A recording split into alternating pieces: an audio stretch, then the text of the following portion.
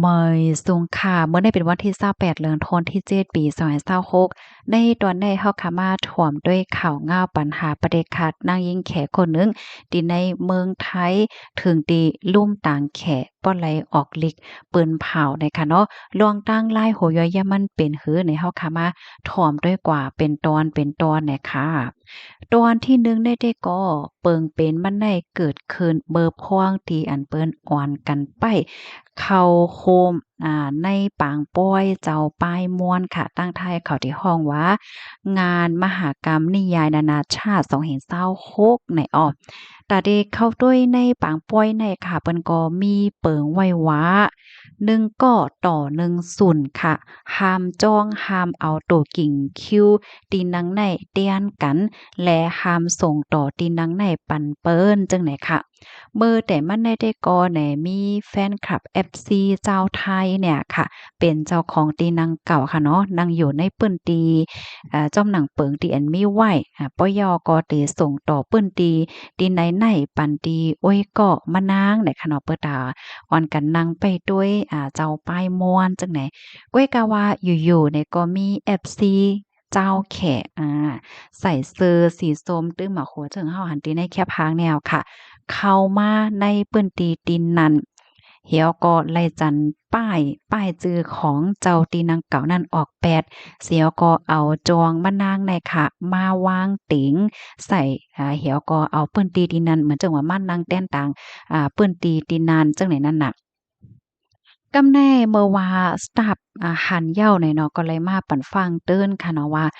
เจ้าส่งต่อที่นางปันกันค่ะนะย้อนว่ามันได้ผิดเปิงค่ะอ้อเนี่ยกำแน่ตั้งฝ่าย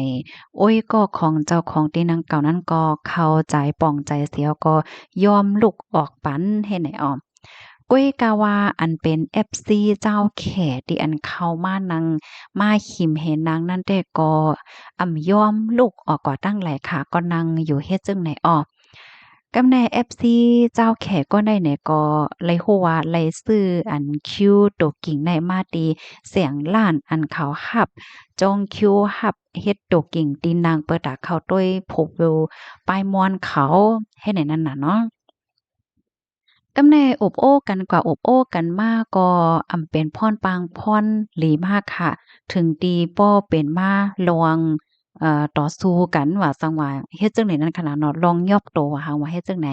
อันสตาฟนั่นแหละก็ไล่เอาแคปหางในโฟนมือถือมาเป็นสักเสหลักฐานยืนยันว่ามันนางแน่ไลอยู่ในเถียวนั่นตั้งแต่เบอร์แต่มันและห้องโตออกมาในพื้นที่นั้นหลายปอกหลายกำก้วยกาว่านางแขก็ในนั่งก้มหน้าแหวก็เล่นโฟนมือถืออยู่สนใจใส่ใจปยก็พัดแปด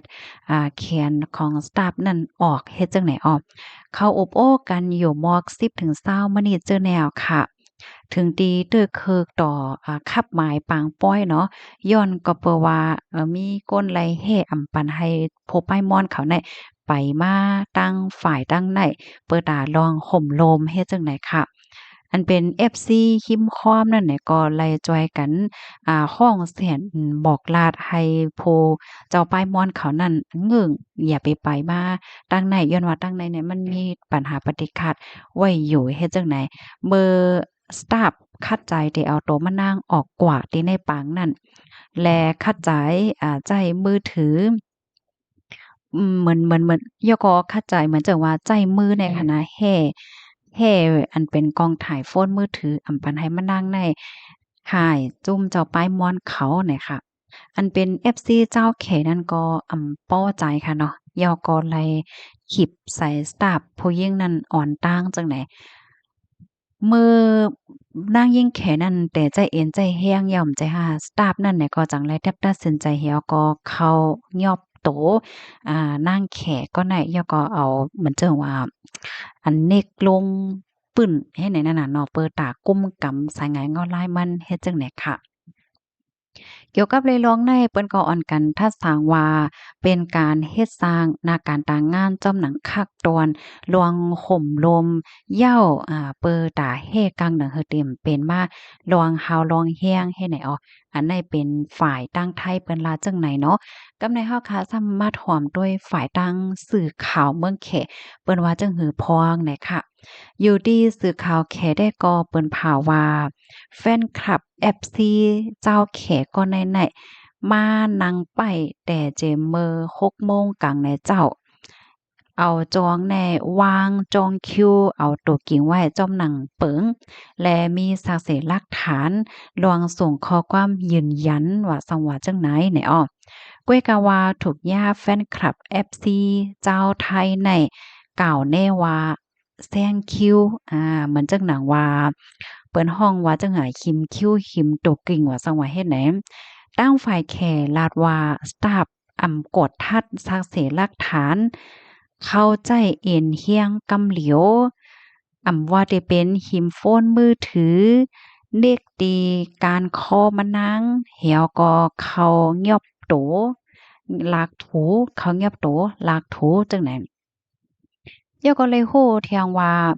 มีแฟนคลับ FC เขใจตินใจตินปิดว่าสังว่าจังไดแต่ก็เป็นกว่าย้อนก็เปว่าแห่กังโตเจ้าเก่า เนาะก็เฮ็ดให้อันเป็นการ์ดเป็นเจ้าหน้าที่สตาฟผู้จ่ายคนโอยาวนั่นใจจ้าเหี่ยวก็เข้ามายอบโตเหี่ยวก็เต็กลงตั้งตีไตปึ้นเฮ็ดจังแหน่นะนางแขนั่นลาดว่าเปิงเป็นในค่ะก็เฮ็ดให้ซื้อมานางในขาดยอก็แหวนก็ก๋อยโคของจังไหนก็เลยรับพรตุ่มยวนและเลยถูกเอาตัวในลงมาเหมือนจังว่ามาในเหมือนหนังว่าลักลงมาตั้งไตเหยอก็เลยยิน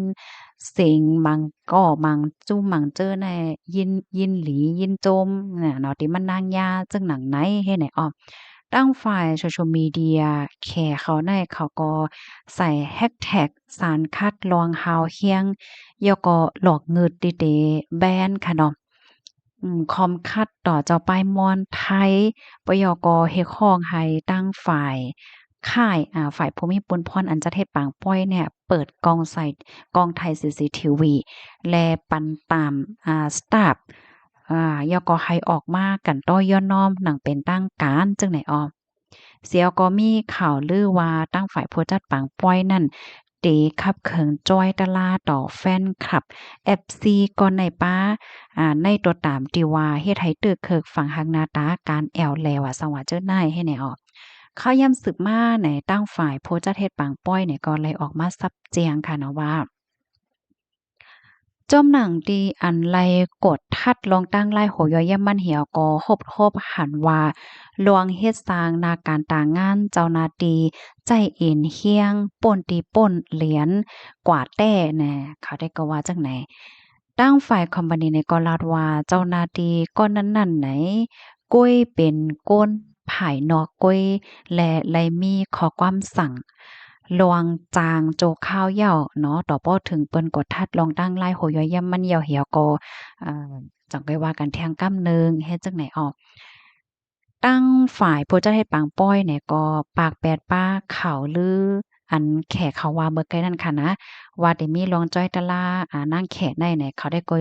ยืนยันแตกแล้งว่าข้อมูลลวงว่าได้ขับขึงจ้อยตะลาอันว่านั่นอำใจลองแต่เนี่ยอ้อ ตั้งฝ่ายผู้จัดเนี่ยก็ยืนยันว่า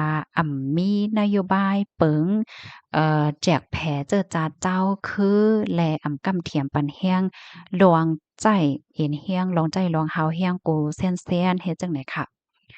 จึงหือก็เย้าค่ะเนาะว่ายหลังเสตั้งฝ่ายโพจัดปองเป็นปางป้อยไล่ออกมาซับแจงซับแรงกว่าจังไหนเย้าไหนก็เฮ็ดให้ตั้งฝ่ายแฟนคลับ FC ของเจ้าไทยเนี่ยก็ไล่พร้อมใจกันแฮชแท็กค่ะเนาะมันจังว่าแบนคอมคัดอันเป็นคอมมานีอันจัดเฮ็ดปางในปอกำไนย้อนหันถึงว่าโพสต์จัดแน่แกดกลางปันสตาฟก้นเหตุการณ์ก้นไทยดีอันคัดใจเฮ็ดนาดี เนาะติอันคัดใจเฮ็ดนาติปนพรแลถูกย่าเฮ็ดให้อ่อนตั้งเฮ็ดจังไหนคะอ้อถึงตีพ่องย่ามมื้อเหลียวแน่ถึงที่เฮ็ดให้มีลองไม้อกไม้ใจเกี่ยวกับไปลองข่มลมและลองลุ่มลาดด้วยถึงทีมงานก้นเหตุการณ์ในอนาคตเฮ็ดจังได๋ค่ะ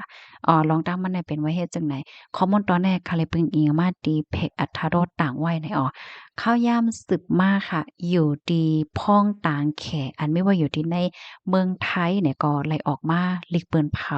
ทุกย้อนให้ภูมิปนพรของการที่อัน เกี่ยวข้องนั่นคลิปเนียดกดทัดลองเป็นแต่อันเกิดขึ้นและไฮไลต์คับเคิงการแกนลิด